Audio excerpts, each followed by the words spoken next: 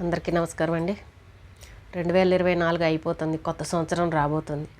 అయితే ఈ జరిగిపోయిన కాలంలో మనకి జరిగిన బ్యాడ్ ఇన్సిడెంట్స్ ఏమన్నా ఉంటే కనుక కష్టాలు ముఖ్యంగా చాలామంది అనుకుంటూ ఉంటారు, ఈ సంవత్సరం మాకు అస్సలు బాగలేదు, 2025 అయినా సరే బాగుండాలి, మేము ఇల్లు కట్టుకోవాలనుకున్నాం కట్టుకోలేకపోయాము, లేదంటే ఒక స్థలం కొనుక్కోవాలనుకున్నాం ఆ పని కూడా అవ్వలేదు, లేదంటే మా ఇంట్లో ఇలా పెద్దవాళ్ళు చనిపోయారు, దానివల్ల మేము చాలా ఇబ్బందులు పడ్డాం అనుకునేవాళ్ళు. అలాగే పోయిన సంవత్సరంలో ఎప్పుడు హాస్పిటల్ చుట్టూ తిరుగుతూ అనారోగ్య సమస్యలతో బాధపడేవాళ్ళు.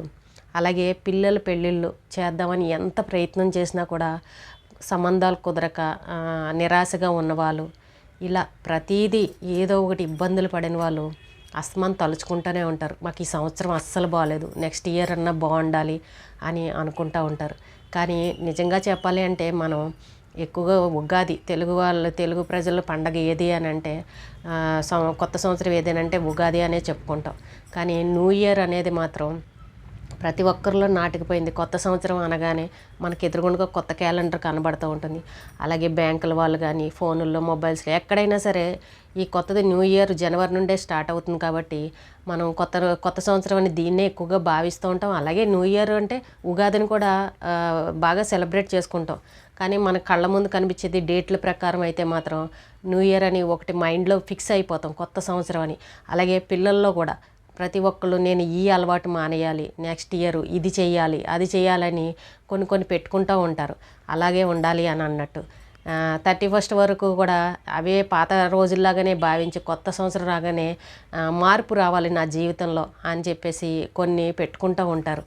చాలా మంచిదే అది. ఎందుకు అనంటే అది న్యూ ఇయర్ అయినా కూడా మనకు మైండ్లో ఒక పాజిటివ్ ఎనర్జీ అనేది ఉంటుంది. ఎందుకంటే కొత్త సంవత్సరం అనగానే మనం బాగుండాలి, మనం ఈ పని చేయాలి, ఈ సంవత్సరం ఎలా అయినా ఇది సక్సెస్ అవ్వాలి అని ఒకటి మైండ్లో ఎప్పుడైతే మనం పెట్టుకుంటామో ఖచ్చితంగా మనం ఆ పని చేయడానికి మనకి మంచి అవకాశాలు దొరికితే, అలాగే మంచి ఉత్సాహంతో ఆ పని చేస్తాం.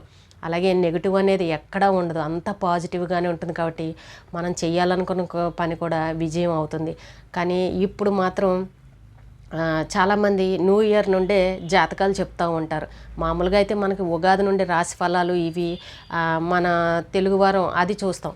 కానీ ఇప్పుడున్న పరిస్థితుల్లో చాలామంది జనవరి 1 నుండే రాశి ఫలాలు ఎలా ఉంటాయి, ఈ రాశి వాళ్ళకి ఎలా ఉంటుంది, ఈ రాశి వాళ్ళు పట్టిందల్లా బంగారమే, ఈ రాశి వాళ్ళకి చాలా కలిసి వస్తుంది, ఈ రాశి వారికి ఈ సంవత్సరంలో బాగోలేదు అని జాతకాల వాళ్ళు చెప్పేస్తూ ఉంటున్నారు. అవి చాలామంది జాతకాలు చూసి భ్రమలో పడేవాళ్ళు కూడా ఉంటారు, వాటిని ఫాలో అయ్యేవాళ్ళు కూడా ఉంటారు, నమ్మేవాళ్ళు కూడా ఉంటారు.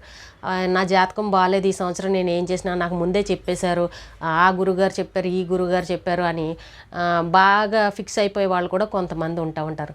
ఎప్పుడైనా సరే ఒక్కటే నమ్ముకోండి, మన కష్టాన్ని నమ్ముకోండి. అలాగే ఏ పని చెయ్యాలనుకున్నా మన ప్రయత్నం మాత్రం మానకూడదు. జాతకాలు నమ్మాము, జాతకం చెప్పేశారు ఈ సంవత్సరం అవ్వదు అని అన్నారని దాన్ని మానేయకూడదు. ఇప్పుడు ఒక పెళ్లి సంబంధం ఉందనుకోండి, ఎవరో ఒకరు జాతకాలు చెప్తారు, మీ అబ్బాయికి ఈ సంవత్సరంలోనే పెళ్ళి అవుతుంది, ఇప్పుడు ఈ సంవత్సరం బాగోలేదు అవ్వదు అని అన్నారనుకోండి, మనం ఏం చేస్తాం, ఇంకా వెతకడం మానేస్తాం, ప్రయత్నాలు చేయడం మానేస్తాం. జాతకం ఆయన చెప్పేశారు ఈ సంవత్సరంలో పెళ్ళి అవ్వదని, ఇంకో 2 ఏళ్ళు ఆగాలన్నారు, తన జాతకం బాగాలేదు అని ఫిక్స్ అయిపోతాం. కానీ మనం అక్కడ ప్రయత్నం చెయ్యాలి కదా, కుదరచ్చు కుదరకపోవచ్చు, మనం వెతకకుండా మనకు ఎలా తెలుస్తుంది, వాళ్ళ మాట పుచ్చుకొని మనం ఎందుకు మానేసి ఇంట్లో కూర్చోవాలి. కానీ ఇలాంటి పనులు మాత్రం చేయకండి ఎవరైనా సరే.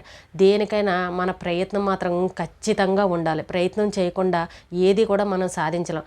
అలాగే వాటినే నమ్ముకుంటూ మాత్రం కూర్చొని పట్టిందల్లా బంగారమే అవుతుంది అన్నారు, నేను ఇది చేస్తే ఇది అయిపోతుంది, ఇది ముట్టుకుంటే ఇది వచ్చేస్తుంది, ఇన్ని కోట్లు వచ్చేస్తాయి అన్ని కోట్లు వచ్చేస్తాయి, ఇలాంటి పిచ్చి భ్రమలు మాత్రం ప్రతి ఒక్కరూ మానుకోవాలి. వాటిని ఎవ్వరు కూడా నమ్మద్దు. జాతకాలు నమ్మచ్చు కానీ కొంతమంది చెప్పేవే నమ్మాలి. కానీ నాకు పట్టిందల్లా బంగారం అయిపోతుంది, ఇవన్నీ వచ్చేస్తాయి, వచ్చే సంవత్సరం కోట్లు వచ్చేస్తాయి అని అంటే అక్కడ మనం కష్టపడాలి.